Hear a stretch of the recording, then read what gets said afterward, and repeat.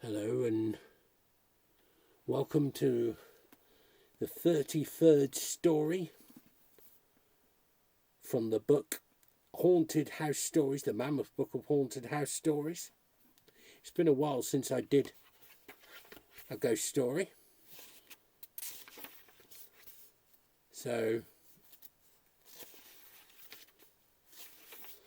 today is the penultimate one in psychic phenomena, signs from the other side. Well, no, it's not the what do I want to say? The penultimate one. There's two more. One by James Herbert and another one by Ruth Rendell, of all people. So this one is The Companion by Joan Aiken. And we have a prospectus. The address, if it exists, is 3 Vasco's Cottages at Talland in Cornwall, England. The property is a 19th century addition to 2 pairs of semi-detached labourers' dwellings. Constructed of plain red brick and embellished with ornamental woodwork, the property is secluded by a privet hedge and is to be let fully furnished.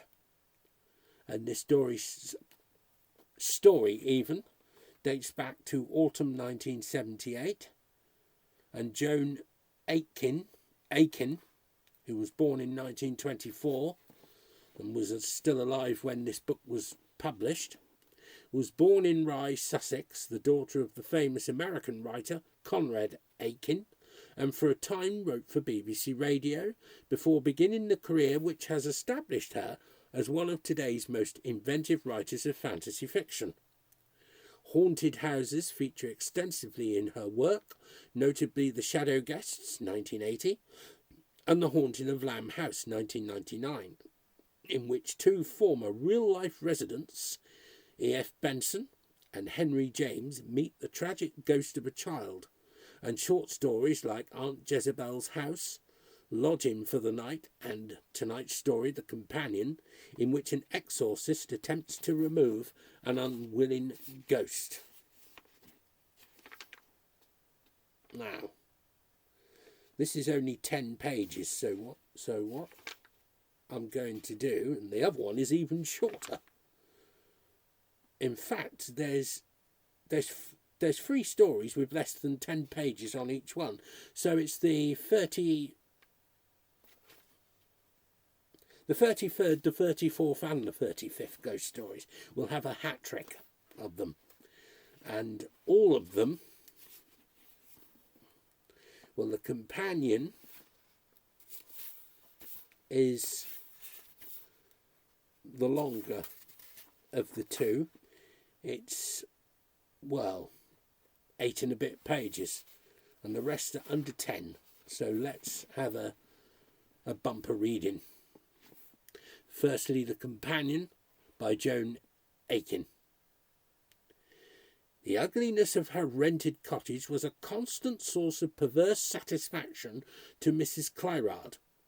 To have travelled, in the course of her 70-odd years, over most of the civilised world, to have lived in several of its most elegant capitals, and finally to have come to roost in number 3 Vasco's Cottages, had an incongruity that pleased her tart, ironic spirit. Mrs. Clyrard indulged in a constant battle against life's unreasonableness and iniquities. Her private hobby was finding fault with the British government, the world's so-called leaders, with her bank, with her friends, with the young, the old, the stupid, the BBC Third programme, the weather, and the cakes from the village shop. It gave her intense, not wholly masochistic gratification to survey her hideous rented furniture, to go into her dark little unfunctional kitchen and discover that the gas pilot had gone out again, that before putting a kettle on to boil, she must laboriously poke a long-stemmed match into the dirty interstices of the stove, turn, at the same time, a small gritty and inconveniently placed wheel, and wait for the resulting muffled explosion.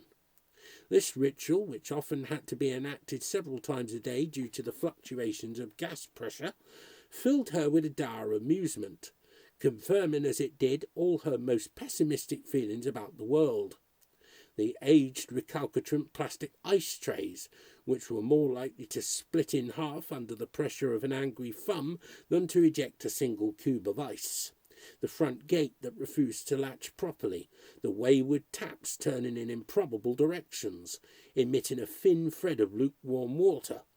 The varying levels of the cottage, which had steps up or steps down between all its rooms, even one in the middle of the bathroom.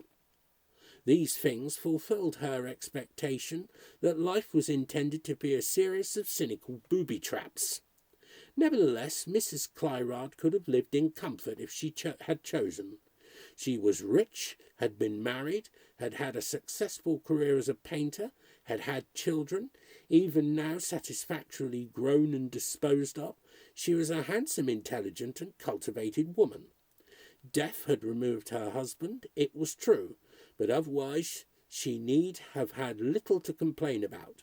Yet all possible amenities had been, it seemed, wantonly jettisoned in favour of retreat into the exile of a Cornish village. Not even romantic exile, for Talland was far from picturesque. It was a small random conglomeration of ill-assorted, mostly granite buildings, established on a treeless hillside as if they had been dropped there. Vasco's cottages, of which Mrs. Clyrard occupied number 3, had been a 19th century addition. 2 pairs of plain red brick semi-detached labourers' dwellings, which some hopeful later landlord's hand had embellished with heavy chalet-type ornamental woodwork, thereby further darkening the already inadequately lit interiors. "Oh, that will do for me very nicely," Mrs. Clyrard had remarked, with her usual brief smile on first observing number 3 over its stout enclosing privet hedge. "Are you certain?" her friend and prospective landlady, Mrs. Helena Soames, doubtfully inquired. "Are you sure it will be big enough for you? Light enough? The furniture is rather a job lot, I'm afraid. I could have it taken out if you would like to put in your own things." No, let them stay in store. I can't be bothered with them. This is admirable, and the furniture will last my time." Mrs. Clyrard was in excellent health, but she always spoke and acted as if in expectation of imminent death. She moved herself into the cottage with a minimum of fuss or added impediments, a typewriter, some books, quickly learned the names and ways of the local tradespeople, and had soon established herself on terms of remarkable cordiality with all her neighbours, the terms being that she listened to, indeed drew out by some unique osmosis of her own, all their dissatisfactions and complaints, meanwhile herself maintaining a considerable reticence. Complaint is addictive. People came back eagerly again and again for more. Mrs. Clyrard had all the company she could have wished for. She listened, she made her own dry comments, and never disbursed advice. This was the secret of her popularity. She never offered information about herself or divulged her own feelings. If asked what she did with herself all day, for it was plain that she was neither house-proud nor a dedicated gardener, she replied, "I am writing my memoirs. I have known any number of famous people." And it was true she had.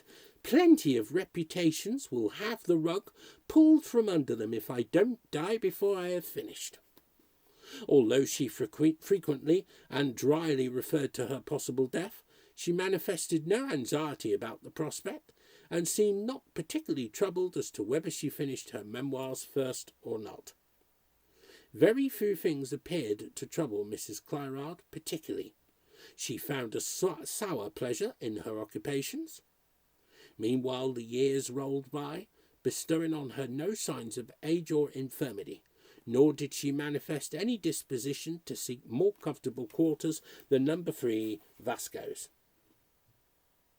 "I don't know how you can endure the poky little place," Miss Morgan frequently remarked when she dropped in to complain about Mrs. Soames. "It's so dark and cold. When I was living here with the old lady, I thought I should go mad with the inconvenience. It must be the most awkward house in the world, even with that lift installed. The old lady had been Helena Soames's mother, Mrs. Musgrave. For 10 years prior to her death from heart disease, she had occupied number 3, Vasco's, and Miss Morgan had been her companion. The lift had been installed for Mrs. Musgrave's benefit. It consisted of a metal chair with a counterbalance in the stairwell, operated by a small electric motor. Mrs. Musgrave's son, an engineer, had installed it himself. The old lady had sat herself in the chair, been buckled in with a seat belt, then she pressed a button and was conveyed slowly up or slowly down. The lift with its ugly metal work still remained, but Mrs. Clyrard, who had a rooted mistrust of all machinery, saw no occasion to make use of it. After 10 years, Mrs. Musgrave had died, and Miss Morgan, lacking a function, was removed to the manor to housekeep for the daughter, Mrs. Soames, an arrangement which gave little satisfaction to either party. Almost every day at tea time, Miss Morgan called in on Mrs. Clyrard with some grievance to relate about Mrs. Soames's fault-finding, heartlessness, inconsistency or sarcasm, to which Mrs. Clyrard listened with her usual acute impassivity. "I do wish you would have me for your companion, dear Mrs. Clyrard." Miss Morgan, who had a slight stammer, often sighed out, "I am sure we should get on so well. I would be so happy to look after everything for you while you wrote your memoirs, and would not dream of asking for a salary. All I want is a home." "My dear woman, what possible use would I have for a companion in this tiny box of a house? I am almost too much company for myself." Wispy, myopic little Miss Morgan would take herself off, pleading, "Think it over, dear Mrs. Clyrard. Do think it over." In the evenings, Mrs. Clyrard often heard the other side of the case. Her friend Helena generally dropped in for a glass of sherry and a grumble about Miss Morgan's self-pity, inefficiency, forgetfulness, untidiness, tendency to martyrdom, and general inadequacy. Mrs. Clyrard made no comment on that either, nor did she see fit to intervene when Mrs. Soames's patience finally ran out and she dismissed the unsatisfactory housekeeper, who, being far too old by now to secure another post, went lamenting away to live with her married sister in Llanlivery, after a final and unavailing plea to Mrs. Clyrard to take her in. More time went by. Mrs. Clyrard lent a non-committal ear to the outpourings of other neighbours, of harassed parents who could not deal with their young, of rebellious teenagers who could not endure their parents, of betrayed husbands, of frustrated wives, and of disillusioned friends who had fallen out. Her own private life remained as apparently tranquil as ever. Her excellently coiffed iron-grey hair turned a shade paler. Her hawk-like profile was unchanged.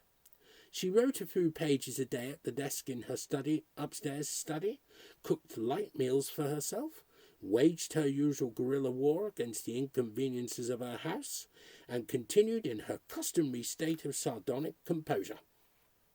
But presently, and how it happened, Mrs. Clyrard was not precisely aware, for the change came by such gradual degrees. Her equable daily routine became disrupted, not seriously, but just enough to be noticeable. The form taken by the disturbance was this. Mrs. Clyrard, seated upstairs in a state of recollected tranquillity at her typewriter, would suddenly find her concentration broken by an odd urge to go below and perform some slight unnecessary task in the kitchen. Sometimes her more rational self was able to withstand the trivial impulse, but sometimes it was not, and almost before she was aware of the process, she would find herself at the kitchen sink washing tea cloths or cleaning the leaded glass panes in the front door, which made no difference to the light, for the untrimmed privet hedge grew within 6 feet of it, or polishing shoes or defrosting the refrigerator. This was very annoying, but Mrs. Clyrard had no intention of submitting to it. She was a woman of total practicality. If she felt a twinge in a tooth, she consulted her dentist. If she detected a rattle in her car, she referred it to the garage. Possible psychic phenomena weighed no more and no less in her estimation than failures in the electrical system or mice in the pantry, as she would call in an electrician or a cat for the latter inconveniences. For the former she had recourse to an exorcist. Fortunately she was acquainted with one, an old friend of hers, a rural dean living in semi-retirement in Bath, still took an active interest in paranormal occurrences and occasionally officiated at a ceremony to remove some unwelcome or disturbed spirit. Mrs. Clayrod wrote and invited him for a visit, arranging to have him accommodated at a nearby guest house, since she detested having people staying in the cottage. When he arrived, she lost no time explaining the nuisance to him. "Somebody is trying to occupy my mind, or my house," she said matter-of-factly, though with a considerable degree of irritation. "I should be very much obliged if you could deal with it for me, Roger." The dean, delighted with the odd problem, promised to see what he could do. To assist him, he fetched over a medium from Bath, a city much plagued by psychic phenomena, possibly due to its enclosed low-lying and damp situation.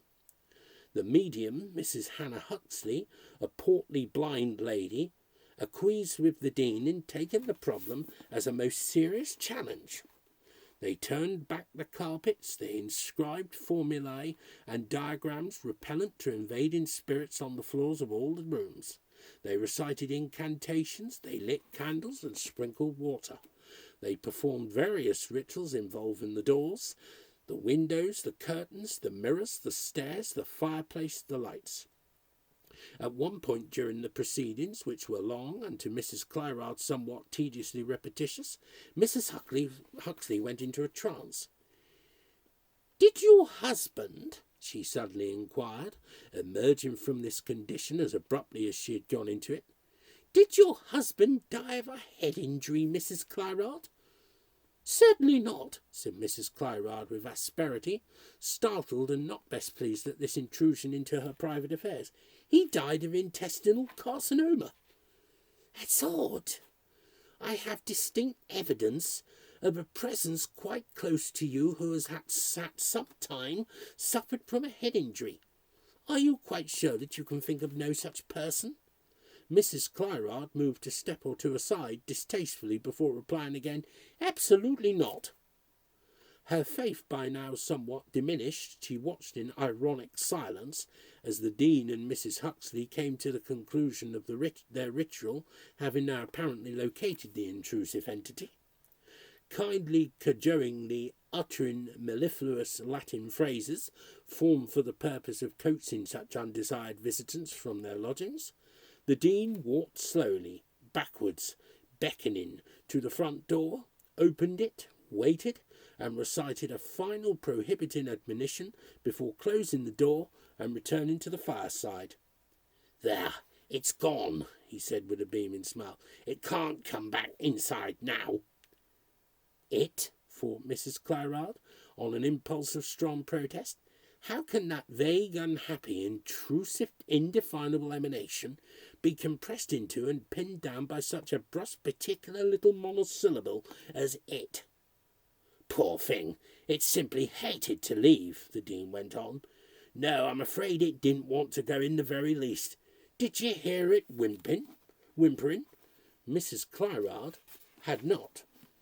Stifling her scepticism, however, she civilly thanked the dean and his colleague, refreshed them after their exertions with tea and cakes from the village shop, conversed for a polite hour, and finally with relief saw them to the door and said goodbye. Still sceptical, but in a cool spirit of scientific investigation, she went upstairs for an experimental hour's writing. And the dean had been completely right, perfectly justified in his confidence. There was nothing to disturb her concentration. She found she could work in untroubled peace for the whole hour. Not a single thought of the tea things waiting unwashed downstairs so much as slipped over the edge of her consciousness. When Helena Soames presently arrived for a glass of sherry at 6:30, Mrs. Clyrard was in a highly self-congratulatory state of mind, and, contrary to her usual reticent habit, related the story. "But I still can't imagine who the person suffering from a head injury can be." "Oh, can't you?" said Mrs. Soames, who had listened with the greatest interest. "But it's perfectly obvious, my dear. It must be poor Miss Morgan." "Miss Morgan? Did she have a head injury? I never knew of it." "It was over before you came to the village, of course. In fact, it happened while Miss Morgan was looking after my mother in this cottage, after Edward had installed the chairlift. Miss Morgan had strapped mother in, and then, stupid woman, stuck her head over the banister to say, 'Is there anything you want me to bring you, Mrs. Musgrave?' Of course the counterbalance came down, hit her on the head, and knocked her silly. She was never quite the same after that, but then she hadn't been too bright to start with. Luckily mother died not long afterwards." "Miss Morgan? Yes, of course," said Mrs. Clyrard reflectively, remembering the doleful little woman's plea to be allowed to return to the inconveniences of number 3 Vasco's. "I'd be so happy to look after the house for you while you wrote your memoirs. I wouldn't dream of asking for a salary. All I want is a home." "It simply hated to leave," Roger had said. "It didn't want to go in the very least."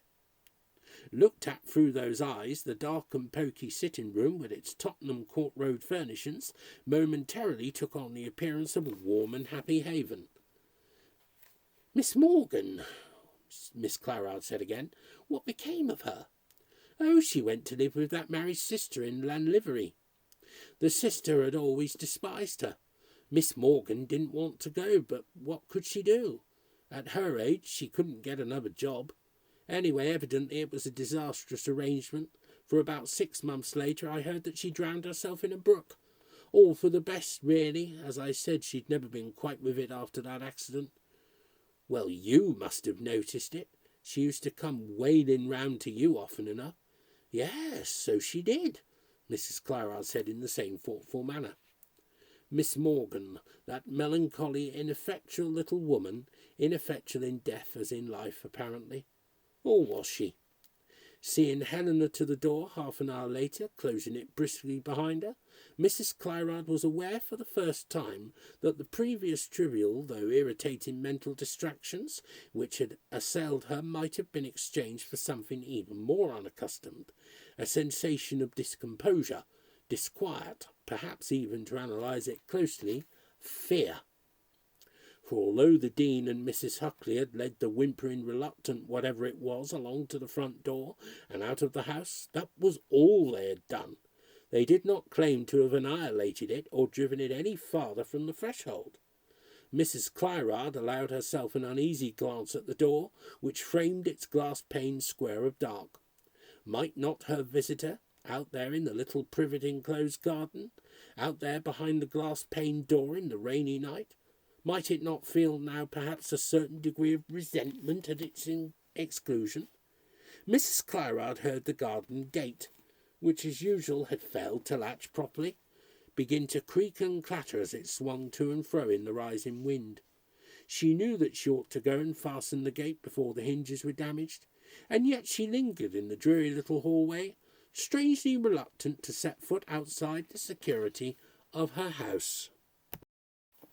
Now we come to the next story. This one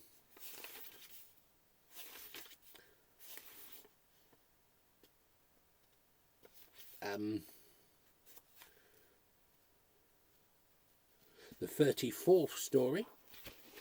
This one is by the horror writer James Herbert and is called The Ghost Hunter. And its prospectus, the address is Edbrook near Ravenmoor in England. The property is a 19th century country mansion with swelling apses and bay windows. A tall, imposing building set amidst terrace, garden, lawns and bordering woodland, suitable for large family with its attics, library and cellars. And the time of the story is late autumn 1988. And James Herbert, who was born in 1943, was born in Bethnal Green, London, and after several years working in advertising achieved popular success with his first novel, The Rats, 1974. His successive books have all become bestsellers, and he is today rated as one of the world's most popular authors of horror fiction, alongside his American counterpart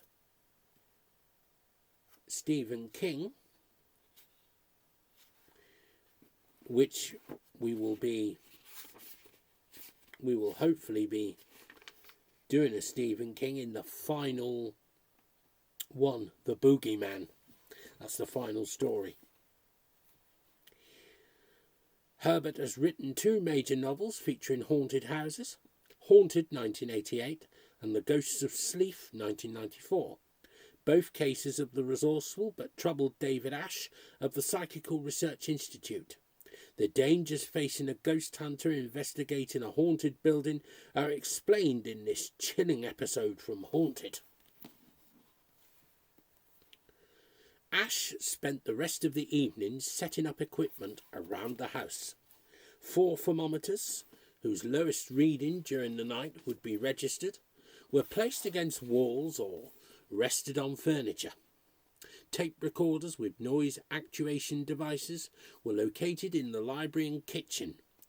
Cameras linked to capacitance change detectors, so that any movement in the vicinity would trigger off shutters, were set up in the drawing room and study. At certain points, both upstairs and down, he sprinkled a fine layer of powder on the floor, and across 1 or 2 doorways he stretched black cotton. Later, by lamplight, he sat in his room and studied rough plans he had drawn up of Edbrook, with its labyrinth of rooms and corridors, occasionally taking a nip from the vodka bottle standing within hand's reach on the bureau. He smoked 1 cigarette after another as he made notes in a pad, and now and again he would glance towards the window where the night seemed to press against the glass. Eventually he left the room to roam the house, treading warily around powder patches, not entering those places containing detecting instruments, not disturbing doors with cotton stretched across. Edbrook was quiet, and it was still. Somewhere in the house a clock chimed the late hour. Ash, using a flashlight for guidance, walked the length of the corridor, passing his own room, heading for the window at the far end. Even though he was tired physically, his senses were acutely alert, as if his mind were a restless passenger inside a run-down vehicle. Kate McCarrick's considered diagnosis of his usual condition was always clear-cut. You drink too much and smoke too much, and one day, it may be some time in coming, David, but it'll happen. Your brain will be dulled as your body often is. Might be no bad thing, Kate, he thought. No bad thing at all. He reached the window and switched off the flashlight, standing close to the glass to see beyond. The blanket clouds had finally given way, although not entirely. Milky-edged cumuli remained almost motionless, tumbled in the night sky like frozen avalanches. The moon had a space all of its own, as though its white silver had eaten away the surrounding clutter, and deep shadows were cast across the lawns and gardens below the window. There were forms down there other than those arboreal statues, whose clearly defined shadows pointed towards Edbrook like accusing fingers. From a distant place, amidst the wooded areas, came the hollow shriek of a night creature, a sound no less disturbing for its faintness. Ash looked on, but his gaze did not rove, for his thoughts were directed inwards at that moment. The piteous animal cry had stirred a memory, one more distant in his own mind than its catalyst from the trees. He remembered the sharp human screech that had once skittered across rushing water, and possibly the vision would have emerged as a whole had not a noise from behind caused him to turn. He flicked on the flashlight and shone it along the corridor, the beam swift to repel the blackness. The light caught a vague movement by the stairway. Without hesitation, Ash hurried towards it, and as he approached he realized that the fine powder he had laid earlier that evening was swirling in the air as though caught by a wind. He stopped at the edge of the billowing torchlight, catching a million tiny motes in its glare, and stared in astonishment. There was no breeze that could flurry the dust so, and no person who might have caused the disturbance was on the stairs. He quickly checked a thermometer hanging nearby from a light fitting on the wall, and was alarmed to find the temperature was close to 0. Yet he felt no chill himself. More sounds, from below, like bare feet on wood. Ash went to the balcony and peered over, shining the light into the hallway there. He glimpsed something grey or white disappearing round a corner. Quietly, no more than a loud whisper, he called, "Christina!" He moved to the stairs, brushing the still swirling powder away from his face as he passed through.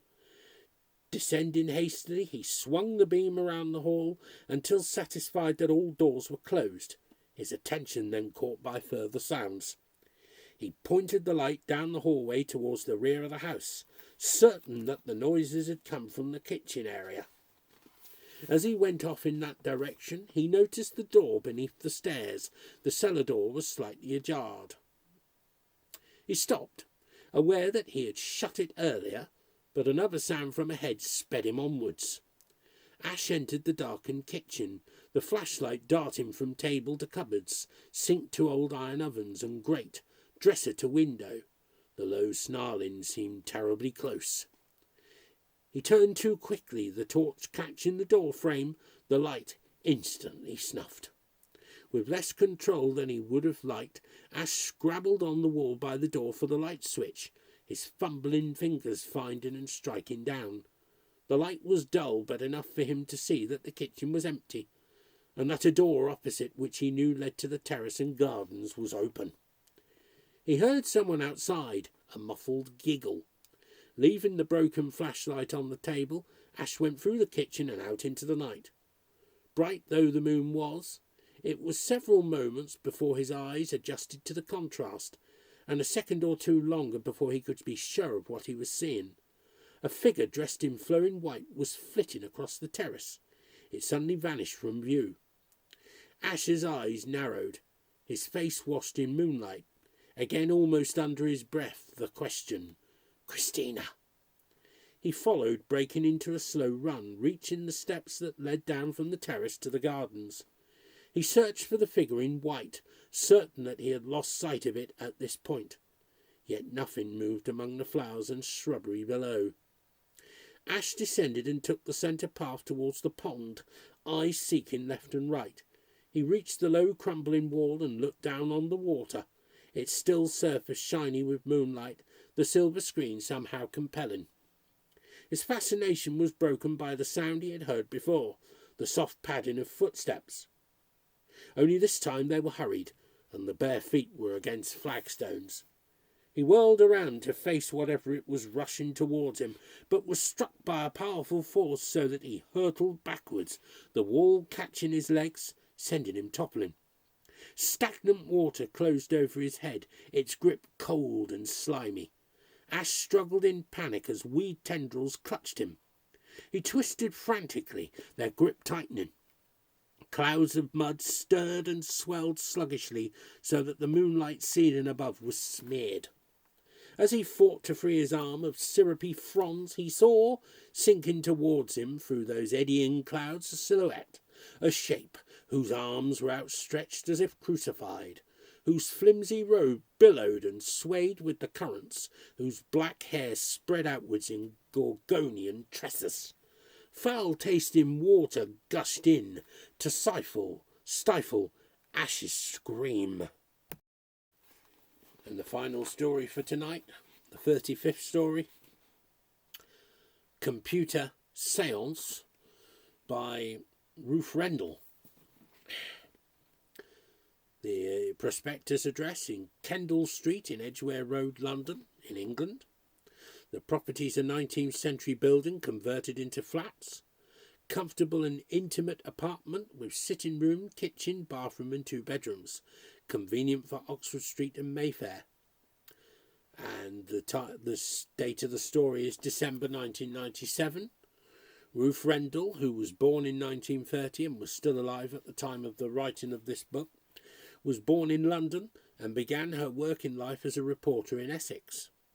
The publication of her first novel, From Doon with Death, 1964, featuring Chief Inspector Reginald Wexford, heralded the arrival of a major new talent in crime fiction. Ruth Rendell's subsequent books about Wexford, along with a separate series as Barbara Vine that deal with various outre subjects, have established her as arguably the leading crime writer of her generation. She has also written a number of supernatural tales, notably The Haunting of Shawley Rectory, which I've read, and I think you can see a video, my reading of it, and Computer Seance, which puts a completely new twist on psychic phenomena. And this is only a few pages long. Sophia de Vasco, Sheila Vosper on her birth certificate, was waiting at the bus stop when she saw her brother coming out of a side turning.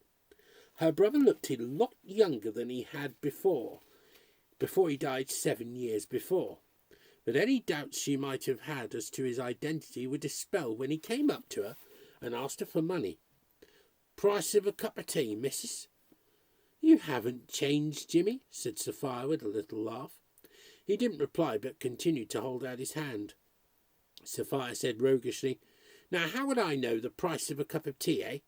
50p, said Jimmy's ghost.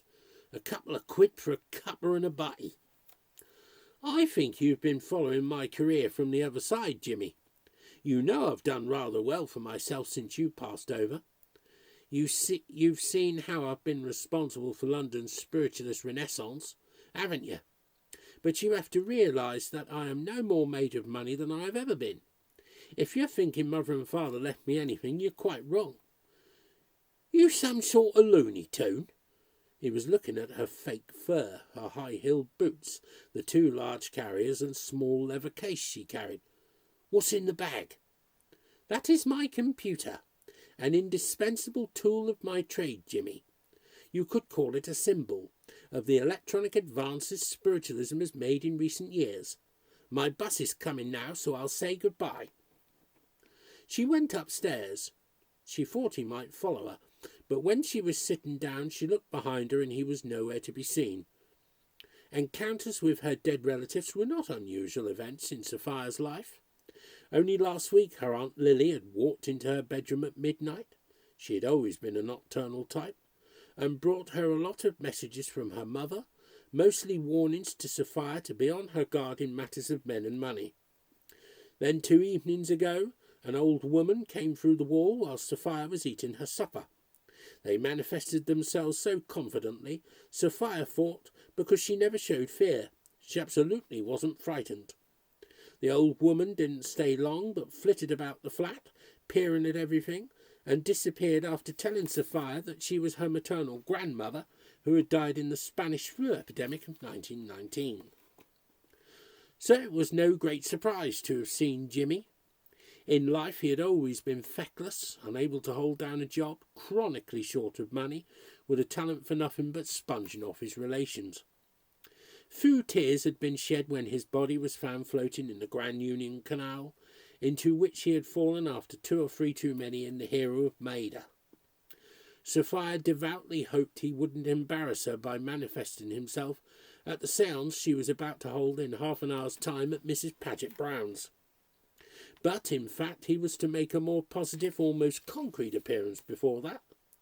As she descended the stairs from the top of the bus, she saw him waiting for her at the stop. A less sensitive woman than Sophia might have assumed that he too had come on the bus and had sat downstairs, but she knew better. Why go on a bus when, in the manner of spirits, he could travel through space in no time and be wherever he wished in the twinkling of an eye? Sophia decided that the only wise course was to ignore him. She shook her head in his direction and set off at a brisk pace along Kendall Street. Outside the butcher's she looked round and saw him following her. There was nothing to be done about it. She could only hope he wasn't going to attach himself to her, even take up residence in her flat, for that might mean all the trouble and expense of an exorcism. Mrs. Paget Brown lived in Hyde Park Square, Before she rang the bell, Sophia looked behind her once more. It was growing dark and she could no longer see Jimmy, but it might only be that he was already inside, in the drawing-room, waiting for her. It couldn't be helped. Mrs. Paget Brown opened the door promptly. She had everything prepared, the long rectangular table covered by a dark brown chenille cloth, Sophia's chair, the semicircle of chairs behind it. 5 guests were expected, of whom 2 had already arrived. They were in the dining room having a cup of herb tea, for Sophia discouraged the consumption of alcohol before encounters with denizens of the other side. When Mrs. Paget Brown had gone back to her guests, Sophia took her laptop out of its case and set it on the table. She raised its lid so that the keyboard and screen could be seen. Then she took a large screen out of one of her carriers and plugged its cable into one of the computer ports. Glancing over her shoulder to check that Mrs. Paget Brown was really gone and the door shut, she took a big keyboard out of the other carrier and plugged its cable into a second port. The doorbell rang and rang again 5 minutes afterwards. That probably meant everyone had arrived, for 2 of the expected guests were a husband and wife, and Mr. and Mrs. Jameson hoping for an encounter with their dead daughter. Mrs. Paget Brown had told her a lot about this daughter, how she had been called Deirdre, had had a husband and 2 small children, and had been a harpist. Sophia sometimes felt a warm glow of happiness when she reflected how often she was able to bring relief and hope to such people as the Jamesons by putting them in touch with those who had gone before. The computer was switched on, the small screen dark, the big screen alight but blank. She had settled herself into the big chair with the keyboard on her lap, and her hands covered by the overhang of the chenille cloth, when someone tapped on the door and asked if she was ready. In a fluting voice, Sophia asked them to come in. She wouldn't have been at all surprised if Jimmy had been among them. They wouldn't have been able to see him, of course, but she would. Still, only 6 people entered the room, including Mrs. Paget Brown herself, the couple called Jameson who had the dead daughter, a very fat man who wheezed, and 2 elderly women, one very smartly dressed in a turquoise suit, the other dowdy with untidy hair. Sophia said a gracious "good evening," and then, "Please take a seat behind me where you can see the screen. In a moment we shall turn out the lights, but before that I want to explain what will happen. What may happen. I can guarantee nothing if the spirits are unwilling." They sat down. The asthmatic man breathed noisily. Turquoise suit took her hat off. Sophia could see their faces reflected in the screen. Mrs. Jameson's eyes bright with hope and yearning. The dowdy woman said could she ask a question, and when Sophia said "Certainly, my pleasure," asked if they would see anything, or would it only be a matter of table wraps and ectoplasm. Sophia couldn't help laughing at the idea of ectoplasm. These people were so incredibly behind the times, but her laughter was kindly, and she explained that there would be no table wrapping. The spirits, who were very advanced about such things, made their feelings and their messages known through the computer. Those seekers after truth who sat behind her would see answers appear on the screen. Of course, everyone's eyes went to the laptop's small integral keyboard, and when the lights were lowered, it was possible to imagine those keys moving. Sophia kept her hands under the cloth, her fingers on the big keyboard. She was ceaselessly thankful that she had taken that touch-typing course all those years ago when she was a girl. The asthmatic man's wife was the first spirit to present herself. Her husband asked her if she was happy, and "yes" appeared in green letters on the screen. He asked her if she missed him, and "waiting for you to follow, dear" appeared. Very much impressed, Mrs. Paget Brown summoned up her father. She said in an awed voice that she could see the keys very faintly moving on the integral keyboard as his spirit fingers touched them. Her father answered yes when she asked if she was with her mother, and no when she inquired if death had been a painful experience. Sophia leaned back a little and closed her eyes. Communing with the spirits took it out of her. But she supplied the dowdy woman with a fairly satisfactory dead fiancé, her dead husband's predecessor. In answer to a rather timid question, he replied that he had always regretted not marrying her and his life had been a failure. When the dowdy woman reminded him that he had fathered 5 children, owned 3 houses, been a junior minister in Margaret Thatcher's administration, and later on chairman of a multinational company, Sophia told herself to be more careful. She was more successful with Deirdre Jameson.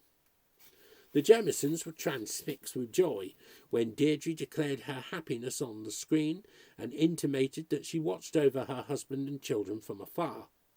Where she now was, she had ample opportunity to play the harp, and did so for all the company of heaven. For a moment Sophia wondered if she had gone too far, but Mr. and Mrs. Jameson accepted everything, and when the lights went on again, thanked her, as they put it, from the bottom of their hearts. "Thank you, thank you. You have done a wonderful thing for us. You've transformed our lives." As she packed everything up again, Sophia reflected on something she had occasionally thought of in the past. It wasn't possible for her to go too far. It wasn't possible for her to deceive. Although she might conceal from these seekers after truth the hidden keyboard and the busy activity of her hands, the truth must be that these spirits were present and waiting to communicate. She was a true medium, and her hands were the means they entered in order to transmit their messages. The world wasn't ready yet to have the keyboard and the moving fingers exposed. There was too much ignorance and prejudice. But one day Sophia believed everyone would be attuned to seeing and speaking to the dead, as she had seen and spoken to Jimmy. One day when the earth was filled with the glory of the supernatural. Carrying her bags and her laptop in its case, she tapped on the dining room door, was admitted and given a small glass of sherry. Discreetly, Mrs. Paget Brown slipped an envelope containing her cheque into her hand. Turquoise Soup wanted to know if she would hold a séance for herself and some personal friends in Westbourne Terrace next week, and the Jamesons asked for more revelations from Deirdre. Sophia graciously accepted both invitations. She was always the first to leave. It was wiser not to engage in too much conversation with the guests, but to preserve the vague air of mystery that surrounded her. By now it was very dark, and there were so many trees in this neighbourhood that the street lights failed to make much of a show. But there was enough light for her to see her brother. He was waiting for her on the corner of Hyde Park Street and Connaught Street. No one else was about. The Edgware Road wasn't a very pleasant area for a woman to be alone in at night, and Sophia thought that, nuisance though Jimmy was, she wouldn't be altogether averse to a man's escort until her bus came. Then, of course, she realised how absurd this was. Jimmy's presence at her side would be no deterrent to a mugger who would be unable to see him.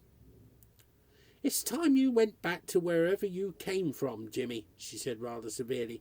"I must say I doubt if it's the pleasantest of places, but you should have thought of that while you were on earth." "Looney Toon," said Jimmy. "I want the bag.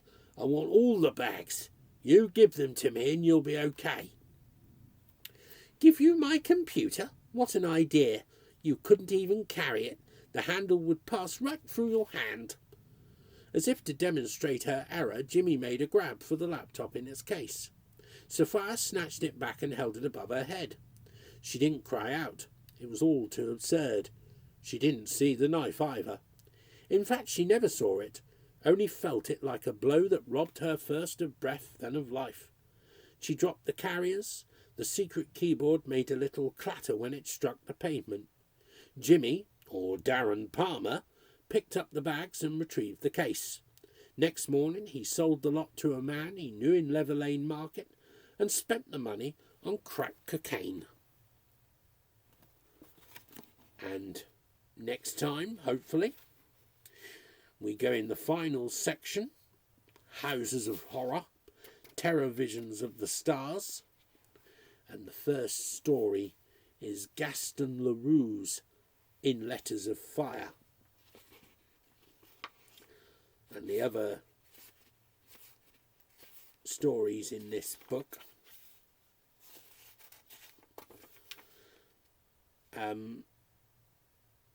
there's about another 7.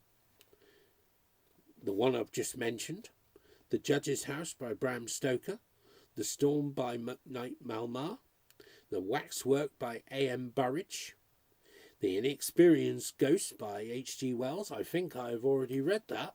I will just check that one. So after The Waxwork, I might just put on the old Inexperienced Ghost. Sophie Mason Comes Back, and The Boogeyman by Stephen King. Until then, safe reading, and I hope your reading is not too ghoulish. And bye for now.